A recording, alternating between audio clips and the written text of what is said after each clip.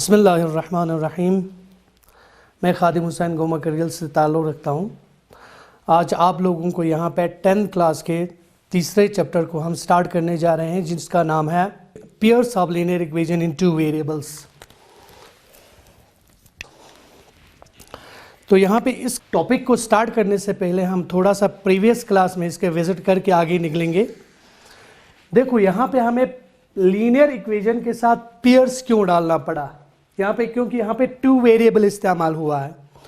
तो इस चीज़ को समझाने से पहले हम थोड़ा सा इसके अंदर क्या है उस चीज़ को हम दिखाने की कोशिश करेंगे, फिर आगे बढ़ेंगे। देखो यहाँ पे अगर मैं यहाँ पे इस तरह का कोई इक्वेशन ले लूँ x + 4 = 7, तो अगर इस इक्वेशन को अगर आप अच्छी तरह से देखें तो इट इज़ वन वेरिएबल आपके पास है। वन वेरिएबल में होता क्या है, अगर मैं इस वेरिएबल का अगर मैं वैल्यू निकालना चाहता हूँ तो मेरे पास x = 7 - 4, x = मेरे पास क्या आया 3 आया।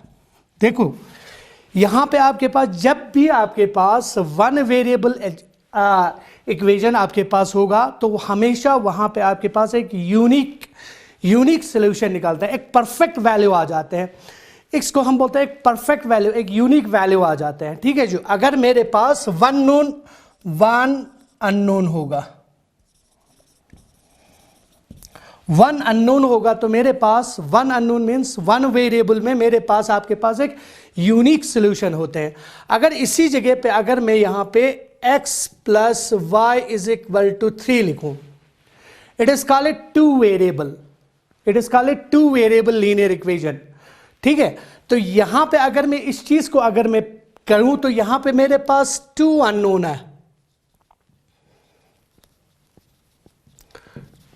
है। जब भी हमारे पास टू अननोन वैल्यू होते हैं, टू अननोन वेरिएबल होते हैं, वहां पे हमारे पास क्या होते हैं, आप यहां पे एक फिक्स्ड वैल्यू पे आपके पास एक, जिस तरह यहां पे आपके पास वैल्यू आया, एक फिक्स्ड वैल्यू आप नहीं निकाल सकते हैं। क्यों? देखो यहां पे अगर मैं थोड़ी देर के लिए मानूं वी हैव y = 4, तो क्या होगा x + 4 = 3, x = 3 - 4, x = मेरे पास -1, ये एक वैल्यू हुआ। अगर मैं यहां पे मानूं y = 1 तो मेरे पास क्या होगा x + 1 = 3, x = 3 - 1, x = 2।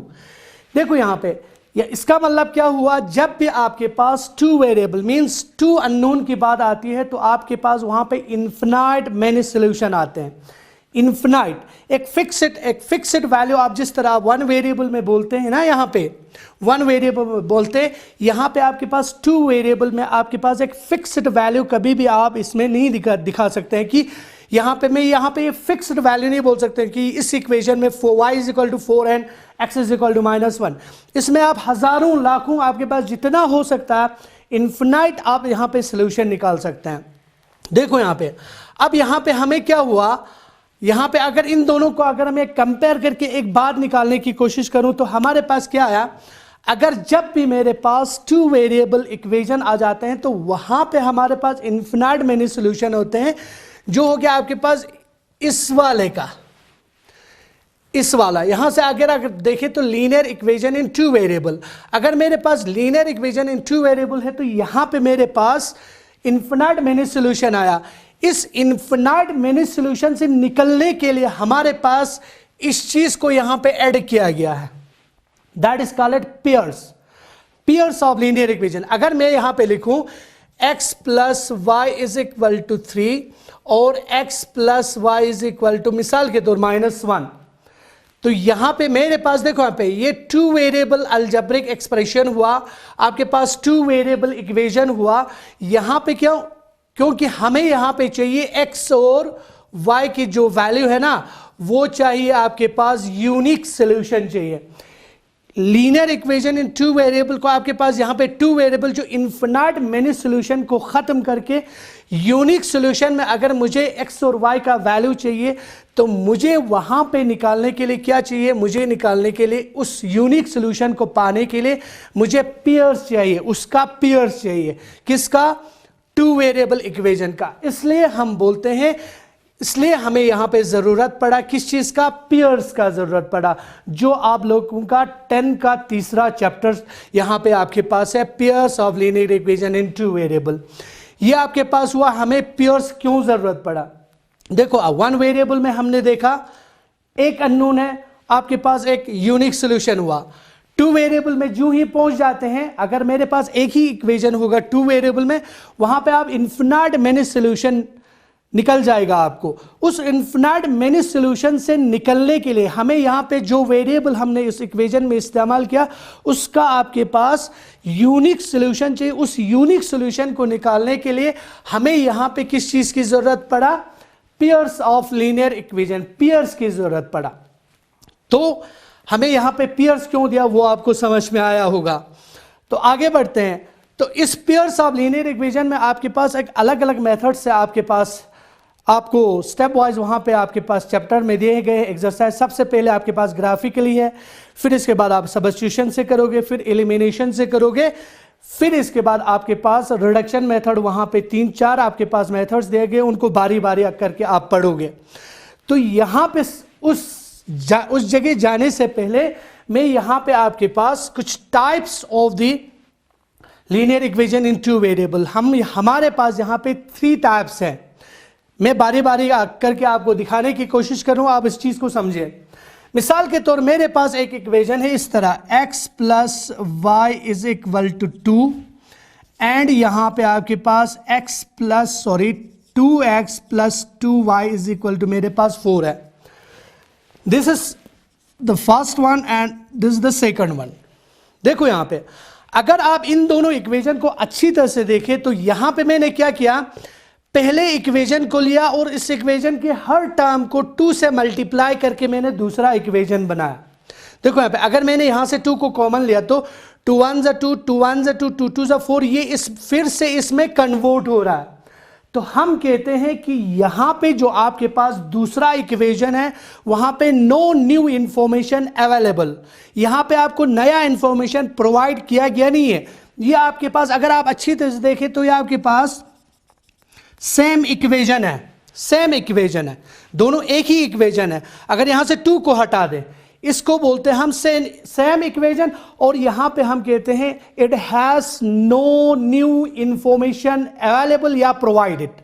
तो ऐसे इक्वेशन में हमारे पास क्या होते हैं, हमारे पास होते हैं यहां पे, अगर मैं जनरल फॉर्म को आप लोगों को 9th में आप लोगों ने पढ़ किया है, यहां पे आपके पास a1x1 plus b1 y1 is equal to c1, a2 x2 plus b2 y2 is equal to c2।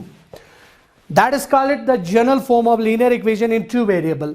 वहां पे जो आपके पास a, b और c वहां पे लिखा है ना, ये कोई भी कांस्टेंट हो सकता है। तो अगर हम इसको यहां से कंपेयर करेंगे तो the value of a1 in this equation is 1, b1 is 1 and c1 is 2। यहां पे आपके पास a2 is 2, b2 is 2 and c2 is 2। अगर मैं इसका रेशियो को क्लियर करूं तो मेरे पास क्या आएगा, a1 upon a2 is equal to b1 upon b2 is equal to c1 upon c2 होगा। क्यों, देखो यहां पे अगर मैं यहां पे रेशियो देखूं 1 upon 2, 1 upon 2, 2 upon 2 is converted into 1 upon 2। तो यहां पे सारे जो इनका रेशियो जो है सेम हुआ, तो हम ऐसे इक्वेशन को बोलते हैं कंसिस्टेंट। क्या बोलते हैं, कंसिस्टेंट, कंसिस्टेंट इक्वेशन। कंसिस्टेंट का मतलब है इक्वेशन गलत नहीं है लेकिन इसको न्यू इंफॉर्मेशन अवेलेबल नहीं है, इसलिए इसको होते हैं आपके पास इनफिनाइट मेनी सॉल्यूशन। क्यों इनफिनाइट मेनी सॉल्यूशन हुआ, क्योंकि ये एक ही इक्वेशन में चेंज हुआ, ये x plus y is equal to 2 में चेंज हुआ। एक ही इक्वेशन आपके पास 2 वेरिएबल का होगा तो वहां इनफिनाइट मेनी सॉल्यूशन होता है। तो इसका क्या होगा, इनफिनाइट मेनी सॉल्यूशन। ये आपके पास पहला टाइप हुआ। दूसरा टाइप के लिए अगर मैं कोई भी इक्वेशन ले लूं x plus y is equal to 2, फिर इसी इक्वेशन को लेते हैं और दूसरा एक इक्वेशन लेते हैं 2x plus 2y is equal to, मिसाल के तौर यहां पे मैं लिखूंगा 13। This the first one and this the second one. अब यहां पे अच्छी तरह से देखें, जो इक्वेशन मैंने LHS को, अगर आप यहां पे LHS को थोड़ी देर के लिए अगर आप देखें तो देखो यहां पे भी 2, यहां पे भी 2, इस 2 को निकाल के अगर आप देंगे तो यहां पे x प्लस वाई रहते हैं, लेकिन यहां पे आना क्या चाहिए था, अगर इसके हिसाब से चले तो यहां पे आना चाहिए था 4, लेकिन हमने लिखा कितने, 13, हमने लिखे 13। ऐसे इक्वेशन यहां पे हम कहते हैं इस इक्वेशन में इंफॉर्मेशन रॉन्ग है, जो इंफॉर्मेशन हमें सेकंड इक्वेशन में मिलना चाहिए था वो नहीं दिया है, क्योंकि यहां पे 4 आना चाहिए था, इस इंफॉर्मेशन के हिसाब से यहां पे 4 आना चाहिए था, लेकिन यहां पे 4 नहीं आ रहा है, यहां पे आ रहा है 13। तो हम यहां पे बोलते हैं इसको रॉन्ग इंफॉर्मेशन। क्या बोलते हैं, रॉन्ग इंफॉर्मेशन बोलते हैं, रॉन्ग इंफॉर्मेशन, यहां पे गलत इंफॉर्मेशन दिया गया है। तो जहां पे गलत ही होगा ऑब्वियसली आपका दिमाग भी सोचेगा भी अगर कोई चीज गलत होगा तो वहां पर कोई रिजल्ट नहीं आएगा। तो हम यहां पे क्या कहते हैं, हम यहां पे कहते हैं इक्वेशन में अगर इंफॉर्मेशन गलत होगा तो हम यहां पे इसको बोलते हैं इनकंसिस्टेंट, इनकंसिस्टेंट इक्वेशन। इसको कोई भी सोल्यूशन नहीं होगा, नो सोल्यूशन अवेलेबल, कोई भी सोल्यूशन आपके पास नहीं होगा। This is called it inconsistent, wrong information. अगर इस तरह के क्वेश्चन आपको पाए तो आपको सीधे लिखना है the equation has wrong information available, therefore it has no solution available, कोई भी सोल्यूशन नहीं होगा। इसका अगर मैं रेशियो के जनरल फॉर्म के हिसाब से रेशियो में देखें तो क्या होगा, A1/A2 is equal to B1/B2 is not equal to C1/C2 होगा, ये इसका तरीका होगा। It has no solution available. The third one, जिसके ऊपर आप अपने पूरे किताब में आप बहुत ज्यादा आप इस चीज को इस्तेमाल करोगे, बहुत ज्यादा इसके ऊपर आपके पास क्वेश्चन आएंगे, वो है मिसाल के तौर x plus y is equal to 2, यहां पे x minus y is equal to मिसाल के तौर 3 रखूं। देखो यहां पे इस क्वेश्चन को रखने का तरीका कैसे हुआ, they are totally different to each other. यहां पे चलो x तो सही है, लेकिन जब आप y वेरिएबल को देखें तो इट इज टोटली डिफरेंट। यहां पे ये प्लस में, ये माइनस में, यहां पे 2 है, यहां पे 3।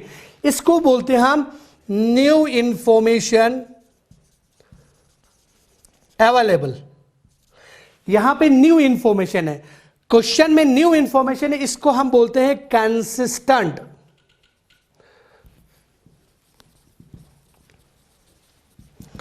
कंसिस्टेंट इक्वेशन क्वेश्चन सही है, इसमें आपके पास यूनिक सॉल्यूशन होगा।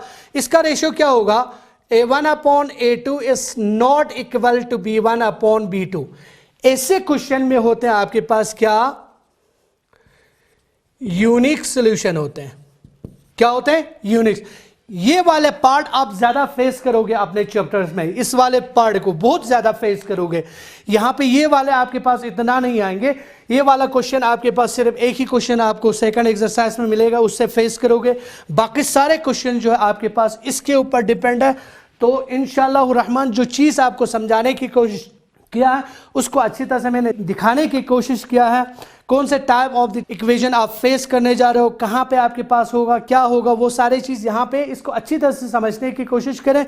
अगर आप लोगों को यहां पे समझ में नहीं आता है तो कमेंट्स कर सकते हैं। वस्सलामु अलैकुम व रहमतुल्लाहि व बरकातुहू।